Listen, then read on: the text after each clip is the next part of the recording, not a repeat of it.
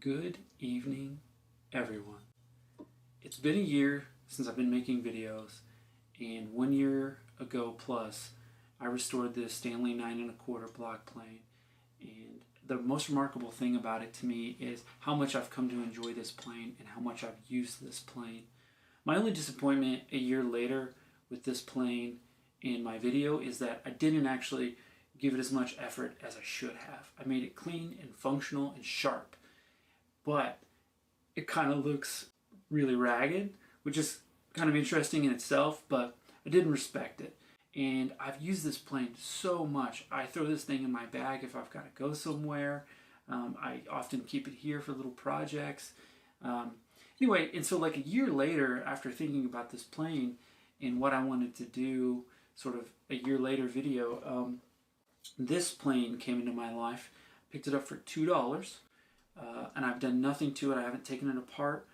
All I know is that it says made in the USA, and it had a piece of tape that said $2 on it, and that is it. I don't know who makes it.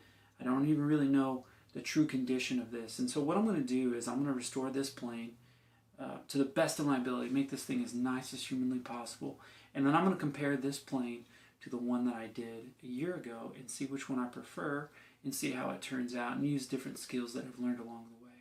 So anyway, for everybody who's watched just even a minute of any of these videos, I appreciate you, and thanks for going on the journey with me.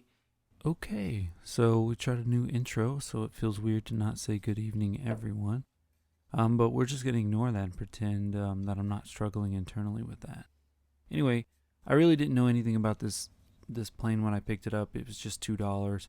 I was at a sale with my mother and father, and we were just gobbling up little things. The prices were great, so I got a bunch of old tools, like a bunch of little hand tools, and actually a really cool grinder that I hope to restore very, very soon.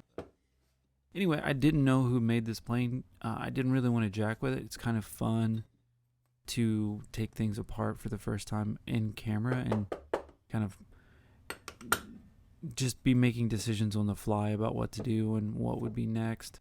So that's really nice. Of course, obviously, a plane, they're not complicated. So I mean, any dummy with a screwdriver can take it apart. That's actually super easy. And I am that dummy, obviously. So as I'm going through it, I'm really looking for, any sort of marking on the body of the plane that tells me who makes it. I mean, there's a bunch of little casting marks and things like that. But I'm just not educated enough to know just by looking at those things. It's not till later when I actually figure out what kind of plane this is, and it's a Stanley 60½ block plane.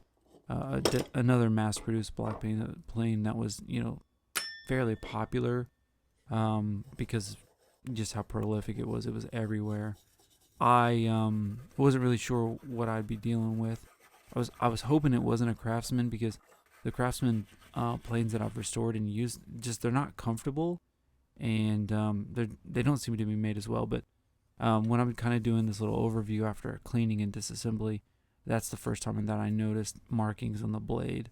But I didn't really pay much attention to that till later.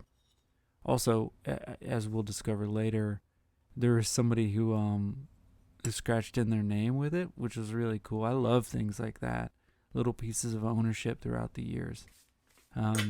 It's always fun. So disassembly, do some cleaning to keep my evaporust looking good, throw it into the yellow basket. As you'll notice, I did leave a part out.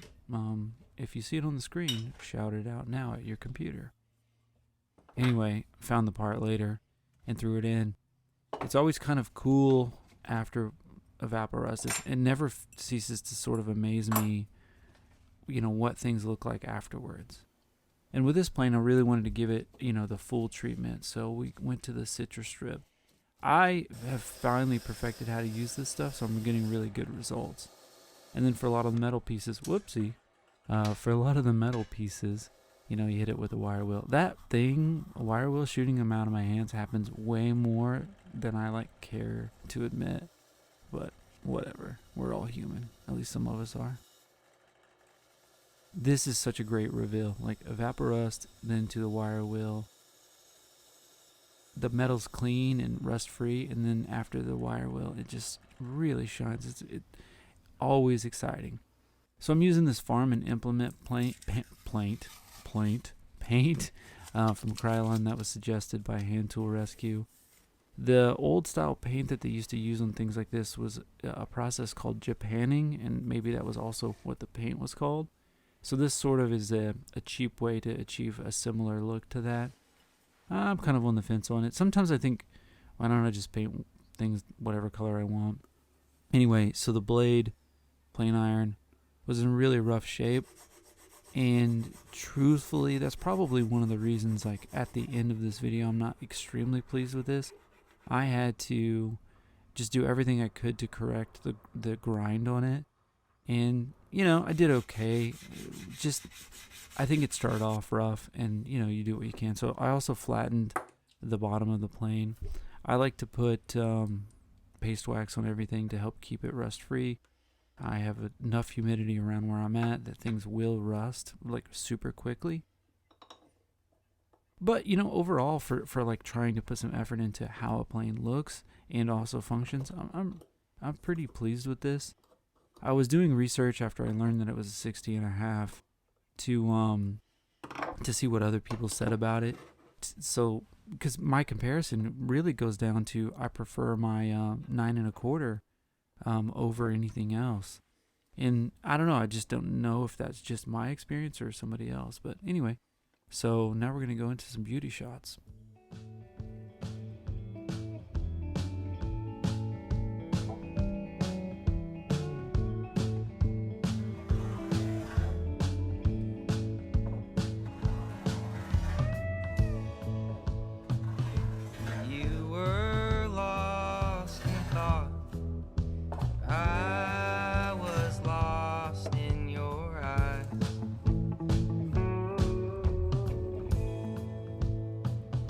Sat and shared your pack while the sun fell from the sky.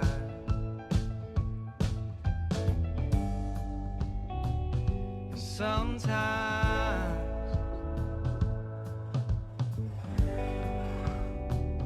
you realize,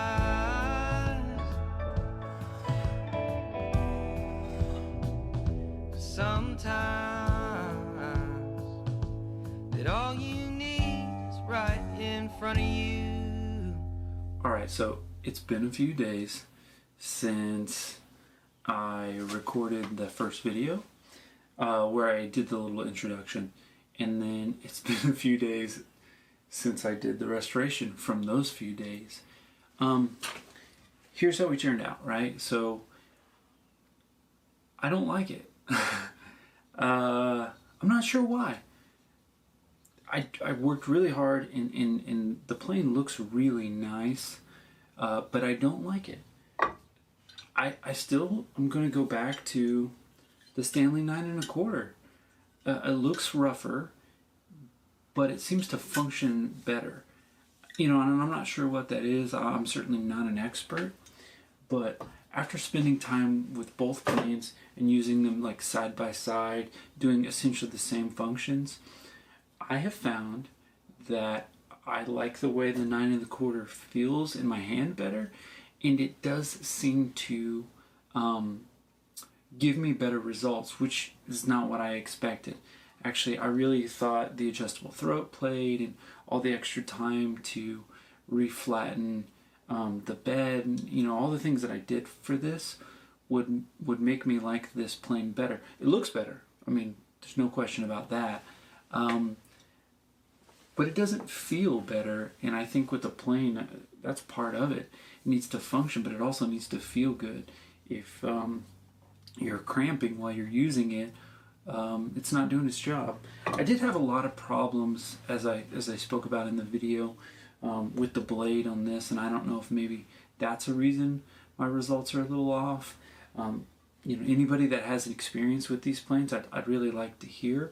But right now, I think my initial reaction is going to be to go back to the 9.25. And maybe some of that is just falling, your first love sort of thing. I fell in love with this one first and I prefer it. I don't know if that's the case. But yeah, I think at the end of the day, a year on, this is the better plane for me, and I think I'm gonna stay using this one. I will break this one out from time to time and use it some more to see if maybe it grows on me. But it's funny, the other planes I've done, I've immediately felt good about them. So I don't think that I didn't do a good job of the restoration. I think the 9 1/4 is a better plane, at least for me. Anybody that knows anything about planes, I'd love to hear your thoughts, and maybe there's something I'm missing on this. Don't really know. But nevertheless, after a year of doing these videos, through the craziness of all the things happening in the world, this has been a lot of enjoyment for me. I've really appreciated doing this and having this. Doesn't matter if 1 person watches this video or 0 person watches this video. It's been worth it to me, and really at the end of the day, we got to do things to keep us sane. So thanks again for watching, and stay safe, and have a good day.